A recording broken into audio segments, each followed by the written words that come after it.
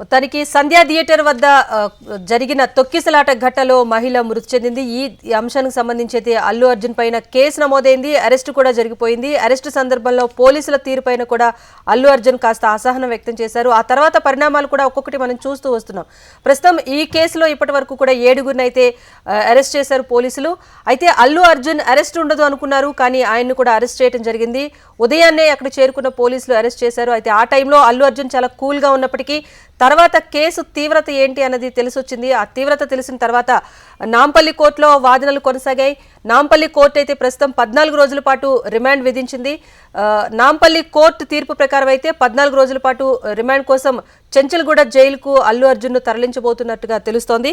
మరి కాసేపట్లో చెంచల్గూడ జైలుకు తరలించబోతున్నారు. అయితే ఇంకొక వైపు హైకోర్టులో కూడా తనపై నమోదైన ఎఫ్ఐఆర్లు క్వాష్ చేయాలి అంటూ కూడా క్వాష్ పిటిషన్ అయితే దాఖలు చేశారు అల్లు అర్జున్ తరపున లాయర్స్. మరి దీనిపైన హైకోర్టులో ఇంకా వాదనలు అయితే కొనసాగుతున్నాయి.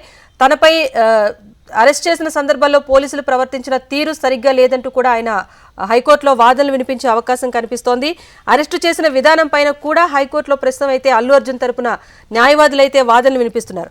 అయితే ఇటు కోర్టు రిమాండ్ విధించింది కనుక ఇది అప్లికబుల్ అవుతుందా లేదా అన్న అంశం కూడా తెర మీదకి వస్తుంది. సో ప్రస్తుతం 4 సెక్షన్ల క్రింద అల్లు అర్జున్ పైన కేసు నమోదైంది. తదనంతర పరిణామాలు కూడా మనం చూస్తున్నాం. 118 సబ్సెక్షన్ 1 క్రింద, అలాగే 105 రెడ్ విత్ 3-5 BNS కేసెస్ కింద కూడా అల్లు అర్జున్ పైన వివిధ సెక్షన్ల కింద కేసెస్ అయితే నమోదయ్యాయి. మరోవైపు విధించింది జ్యుడిషియల్ రిమాండ్ కనుక దీనికి సంబంధించి బెయిల్ కోసం రిక్వెస్ట్ చేసుకునే అవకాశం కూడా ఉంది అని ఇటు న్యాయ నిపుణులు కూడా చెప్తున్నారు. అటు హైకోర్టులో మాత్రం ఇంకా వాదనలు అయితే కొనసాగుతున్నాయి. ప్రస్తుతం చెంచల్గూడ జైలుకు తరలించేందుకు పోలీసులు సిద్ధమవుతున్నప్పటికీ హైకోర్టు తీర్పు వచ్చే వరకు కూడా వేచి చూడాలి అంటూ అల్లు అర్జున్ తరపు లాయర్లు కోరారు. ప్రస్తుతం పోలీసులు కూడా వేచి చూస్తున్నారు. హైకోర్టు తీర్పు వచ్చే వరకు కూడా అల్లు అర్జున్కు చెంచల్గూడ జైలుకు తరలించకుండా ఆపే ప్రయత్నం అయితే జరుగుతుంది. ప్రస్తుతం హైకోర్టు ఎలాంటి తీర్పు ఇస్తుంది అన్న అంశమే ఉత్కంఠగా కనిపిస్తోంది. అటు కింది కోర్టు నాంపల్లి కోర్టు అయితే ప్రస్తుతానికి 14 రోజుల రిమాండ్ విధించింది. ఈ రిమాండ్ సమయంలో కూడా అసలు ఘటనకు సంబంధించి అయితే ఫుల్ క్లారిటీ తీసుకుంటారు. ఇంటెన్షన్తో చేశారా, లేకపోతే ప్రత్యక్షంగా తాను మరణానికి కారణం కాదు గనుక దీనికి సంబంధించి ఒక విచారణ ఉంటుంది. ఆ విచారణ సందర్భంగా తీసుకున్న అంశాలను పరిగణలోకి తీసుకొని తదుపరి పరిణామాలు అనేవి కూడా తెలుస్తాయి. సో ప్రస్తుతం అయితే ఎటు చూసినా హైకోర్టు తీర్పు అనేది ఒక్కటి మాత్రమే అల్లు అర్జున్కు కాస్త పాజిబుల్ అంశంగా చెప్పుకోవాలి. మరి ప్రస్తుతం హైకోర్టులో వాదనలు కొనసాగుతున్న నేపథ్యంలో క్వాష్ పిటిషన్ తర్వాతే రిమాండ్ ఉంటుందని ఇటు లాయర్స్ కూడా చెప్తున్న నేపథ్యంలో హైకోర్టు ఉత్తర్వులపైన ప్రస్తుతం అయితే ఉత్కంఠ నెలకొంది. హైకోర్టు ఇచ్చే తీర్పే ఇప్పుడు కీలకంగా మారబోతోంది.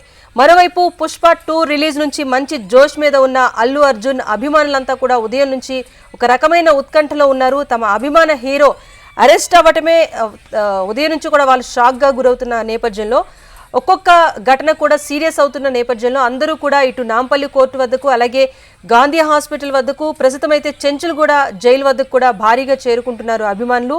వీరిని కట్టడి చేసే ప్రయత్నం కూడా అటు పోలీసులు చేసేందుకు ఎక్కడికక్కడ భద్రతా ఏర్పాట్లు అయితే తీసుకుంటున్నారు.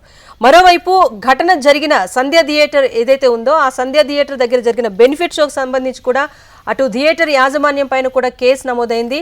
అయితే తాము థియేటర్ను డిస్ట్రిబ్యూటర్స్కి ఇచ్చేసాము, వాళ్ళు ఏర్పాట్లు చేయడంలో విఫలమయ్యారంటూ కూడా సంధ్యా థియేటర్ యాజమాన్యం తమపై నమోదైన కేసును కొట్టివేయాలంటూ ఇటు హైకోర్టులో పిటిషన్ అయితే దాఖలు చేయడం జరిగింది. దీనిపైన కూడా హైకోర్టు ఇంకా తీర్పు వెలువరించాల్సి ఉంది.